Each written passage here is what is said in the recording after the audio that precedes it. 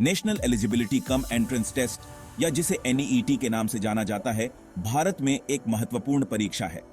ये under graduate medical और dental courses में दाखिले तय करती है, जिसमें MBBS, डेंटल और आयुष कोर्स शामिल हैं। हजारों छात्र इस परीक्षा के लिए कड़ी मेहनत करते हैं। नीट 2024 में तकरीबन 24 लाख बच्चे शामिल हुए। भारतीय नागरिक, overseas citizen, persons with Indian origin और विदेशी नागरिक भी नीट के लिए आवेदन कर सकते हैं। नीट प्रतिष्ठित संस्थानों का प्रवेश द्वार है, जो इसे अत्यधिक प्रतिस्पर्धी बनाता है। नीट के महत्व को कम करके नहीं आंका जा सकता। यह सभी इच्छुक मेडिकल छात्रों के लिए एक मानकीकृत परीक्षा सुनिश्चित करता है। हर छात्र के पास एक समान अवसर होता है। नीट के लिए योग्य होने के लिए 12वीं कक्षा भौतिकी, रसायन विज्ञान और जीव विज्ञान के साथ पूरी करनी चाहिए और नेशनल टेस्टिंग एजेंसी द्वारा निर्धारित न्यूनतम अंक मानदंडों को पूरा करना चाहिए। शिक्षा प्रणाली में विश्वास बनाए रखने के लिए परीक्षा की विश्वसनीयता आवश्यक है। नीट 2024 विवादों से घिरा रहा है। यह किसी भी गड़बड़ी को रोकने के लिए कड़े कदम उठाने की आवश्यकता को रेखांकित करता है। नीट 2024 विवाद गड़बड़ी के आरोपों के इर्द गिर्द घूमता है। रिपोर्टों से पता चलता है कि परीक्षा प्रक्रिया से छेड़छाड़ की गई थी। इसने परीक्षा की विश्वसनीयता और सभी उम्मीदवारों के प्रति निष्पक्षता पर सवाल खड़े कर दिए हैं। एक मुख्य आरोप परीक्षा के प्रश्न पत्र लीक होने का है। कई सूत्रों ने दावा किया कि परीक्षा से पहले प्रश्न पत्र प्रसारित किए गए थे। इसने कुछ छात्रों को अनुचित लाभ दिया, दूसरों की कड़ी मेहनत को कम आंका। एक और गंभीर आरोप प्रॉक्सी उम्मीदवारों का उपयोग है। कुछ छात्रों ने कथित तौर पर अपनी ओर से परीक्षा देने के लिए दूसरों को काम पर रखा था। यह प्रथा न केवल परीक्षा प्रोटोकॉल का उल्लंघन करती है, बल्कि परिणामों की विश्वसनीयता पर भी सवाल उठाती है। ये आरोप हल्के में नहीं लिए गए हैं। वे विभिन्न हितधारकों द्वारा प्रस्तुत साक्ष्यों द्वारा समर्थित हैं। नतीजतन अधिकारियों को इन दावों की तह तक जाने के लिए जांच शुरू करनी पड़ी है। गुजरात और हरियाणा NET 2024 विवाद के केंद्र में रहे हैं। दोनों राज्यों ने महत्वपूर्ण अनियमितताओं की सूचना दी, जिससे आग में घी डालने का काम किया। इन मामलों की बारीकियां कदाचार के आरोपों की स्पष्ट तस्वीर पेश करती हैं। गुजरात में कई छात्रों के उत्तर पैटर्न समान पाए गए। यह असामान्य समानता संभावित छेड़छाड़ या लीक हुए उत्तरों के उपयोग का सुझाव देती है। अधिकारियों ने आगे के सबूतों के लिए परीक्षा केंद्रों की जांच शुरू कर दी। हरियाणा को भी इसी तरह के मुद्दों का सामना करना पड़ा। प्रॉक्सी उम्मीदवारों को सुविधा प्रदान करने वाले व्यक्तियों के एक नेटवर्क के बारे में रिपोर्टें आईं। इस नेटवर्क ने कथित तौर पर कई परीक्षा केंद्रों पर काम किया, जिससे यह एक व्यापक समस्या बन गई। हरियाणा की घटना के बाद कई गिरफ्तारियां हुई। अधिकारियों ने उन व्यक्तियों को हिरासत में लिया है जिनके बारे में माना जाता है कि वे कदाचार गिरोह में शामिल थे। इस कार्रवाई का उद्देश्य परीक्षा प्रक्रिया में विश्वास बहाल करना था। ये उदाहरण समस्या की गंभीरता को उजागर करते हैं। वे प्रदर्शित करते हैं कि नीट 2024 में कदाचार अलग थलग नहीं, बल्कि व्यापक था। इन राज्यों में वास्तविक छात्रों पर इसका प्रभाव गंभीर रहा है। कदाचार के आरोपों ने पूर्ण परीक्षा पर बहस छेड़ दी है। कई लोगों का मानना है कि निष्पक्षता सुनिश्चित करने के लिए पूर्ण परीक्षा आवश्यक है। इस मुद्दे पर छात्र और अभिभावक बंटे हुए हैं। कुछ लोगों को लगता है कि एक नई परीक्षा से बराबरी का अवसर मिलेगा। दूसरे लोग इस विचार के खिलाफ हैं। उनका मानना है कि यह उनके तनाव और चिंता को और बढ़ा देगा। बहस जारी है। कोई स्पष्ट सहमति नहीं बन पाई है। अधिकारियों को व्यावहारिक चुनौतियों के साथ निष्पक्षता को संतुलित करना चाहिए। नीट 2024 विवाद के कारण कानूनी कार्यवाही शुरू हो गई है। विभिन्न याचिकाएं न्याय और स्पष्टीकरण चाहती हैं। छात्र और अभिभावक उच्च न्यायालयों का दरवाजा खटखटा चुके हैं। कुछ लोग निष्पक्षता सुनिश्चित करने के लिए पूर्ण परीक्षा की मांग कर रहे हैं। अधिकारी परीक्षा प्रक्रिया का बचाव कर रहे हैं।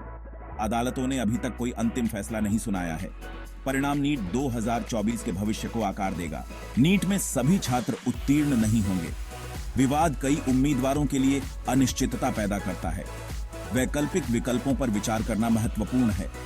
एक लोकप्रिय विकल्प विदेश में पढ़ाई करना है। रूस और यूक्रेन जैसे देश गुणवत्तापूर्ण पाठ्यक्रम प्रदान करते हैं। इन कार्यक्रमों को विश्व स्तर पर मान्यता प्राप्त है। एक अन्य विकल्प संबद्ध स्वास्थ्य विज्ञान है। फिजियोथेरेपी और नर्सिंग जैसे क्षेत्र फायदेमंद हैं। ये करियर शानदार अवसर प्रदान करते हैं। सही मार्गदर्शन से छात्र एमबीबीएस से इतर अपने लिए संतोषजनक करियर बना सकते हैं। नीट 2024 विवाद ने निस्संदेह छात्रों में तनाव के स्तर को बढ़ा दिया है। उनके मानसिक स्वास्थ्य के लिए इस दबाव से निपटना महत्वपूर्ण है। इस चुनौतीपूर्ण अवधि में छात्रों को आगे बढ़ने में मदद करने के लिए यहाँ कुछ रणनीतियां दी गई हैं। सबसे पहले, दिनचर्या बनाए रखना बहुत मददगार हो सकता है। एक संरचित दैनिक कार्यक्रम छात्रों को केंद्रित रखता है और चिंता को कम करता है। नियमित ब्रेक और अवकाश गतिविधियां इस दिनचर्या का हिस्सा होनी चाहिए। दूसरा, किसी से बात करने से बहुत फर्क पड़ सकता है। छात्रों को अपनी चिंताओं को माता-पिता, दोस्तों या काउंसलर के साथ साझा करना चाहिए। भावनाओं को बाहर निकालने से तनाव दूर करने और दृष्टिकोण प्राप्त करने में मदद मिलती है। तीसरा, क्लीन कॉन्शियस और विश्राम तकनीकों का अभ्यास करना फायदेमंद है। योग, ध्यान और गहरी सांस लेने के व्यायाम जैसी गतिविधियां मन को शांत करती हैं। ये अभ्यास एकाग्रता बढ़ाते हैं और चिंता को कम करते हैं। अंत में, सकारात्मक रहना महत्वपूर्ण है। छात्रों को अपनी कड़ी मेहनत और प्रयासों को खुद को याद दिलाना चाहिए।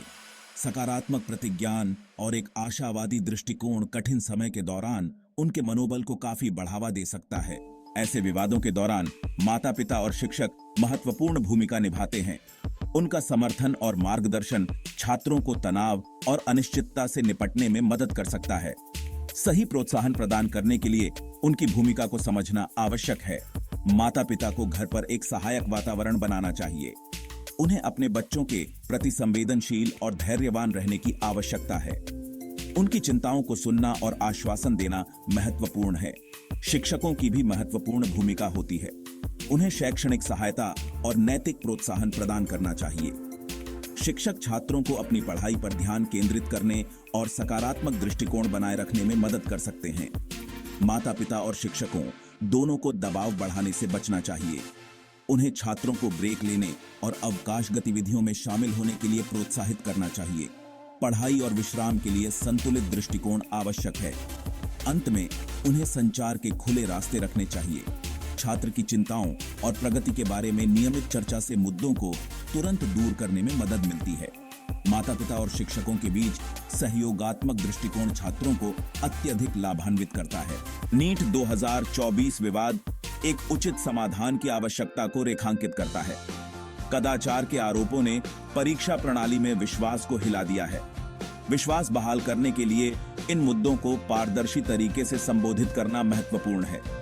एक उचित समाधान यह सुनिश्चित करता है कि मेहनती छात्रों को दंडित न किया जाए। यह परीक्षा प्रक्रिया की अखंडता को कायम रखता है। अधिकारियों को जांच के नतीजों के आधार पर निर्णायक कार्रवाई करनी चाहिए।